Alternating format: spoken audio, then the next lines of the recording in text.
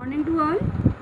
कल हमने व्यंजन संधि के बारे में पढ़ा और इससे पहले हमने स्वर संधि के विषय में जाना, संधि क्या होती है इसके बारे में जाना। अब हम विसर्ग संधि के विषय में जानेंगे। विसर्ग संधि के कुछ नियम होते हैं। फर्स्ट, विसर्ग का ओ में परिवर्तन। पहले विसर्ग होता क्या है?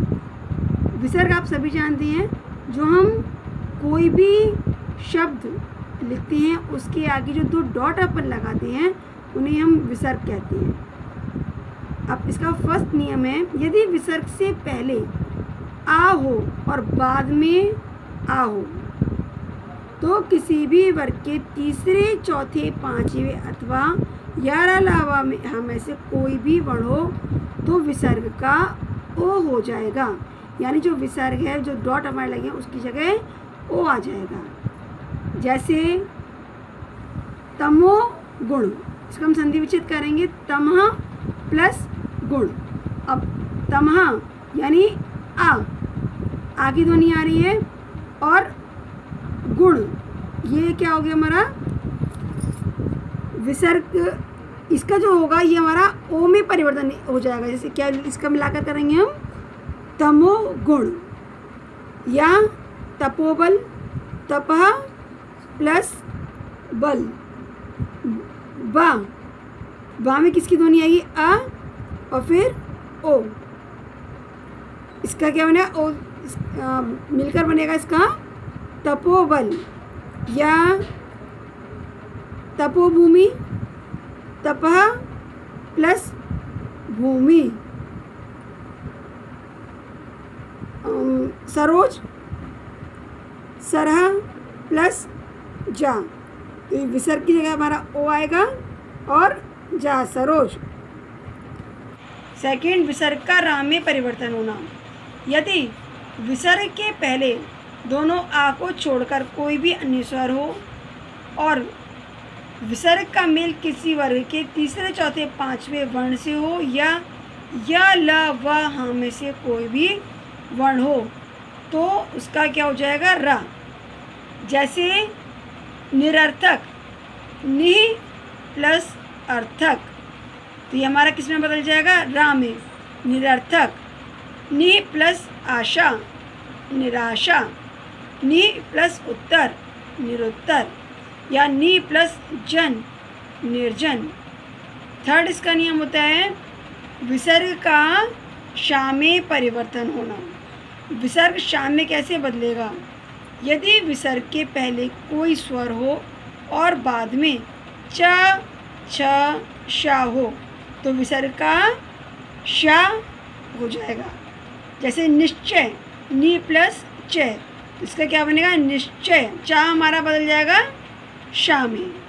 अब इसका फोर्थ नियम, विसर्ग का सा में परिवर्तन हुआ। सा में कब बदलेगा?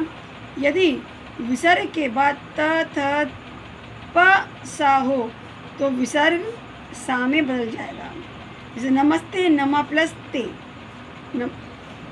अंतःस्थल, अंतः प्लस थल, अंतःस्थल। निसहाय, नि प्लस सहाय। अब विसर्ग का श यानी षटकोण वाले शा में कब बदलेगा? यदि विसर्ग के पहले ई, उ हो और बाद में क, ख, ट, ठ और प, फ हो तो ये शा में बदल जाएगा।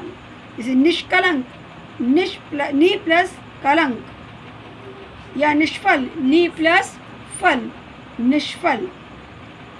अब विसर्ग का लोप, विसर्ग का लोप कब होता है?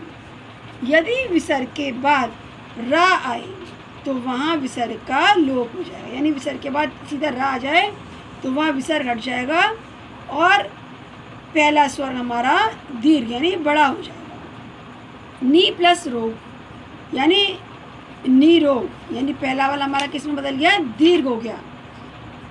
नी प्लस रज, नीरज। नी प्लस रस, नीरस। नी प्लस रव, नीरव।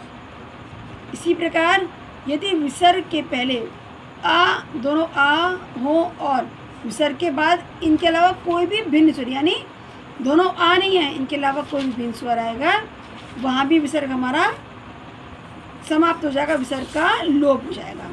जैसे अतएव, अतः प्लस एव, तथैव, तथा, तथा प्लस एव, तथैव। विसर्ग का नहीं बदलना। विसर्ग कब नहीं बदलेगा? यदि विसर्ग से पहले आ हो और विसर्ग के बाद का मेल का खा पफा से हो तो विसर्ग नहीं बदलता।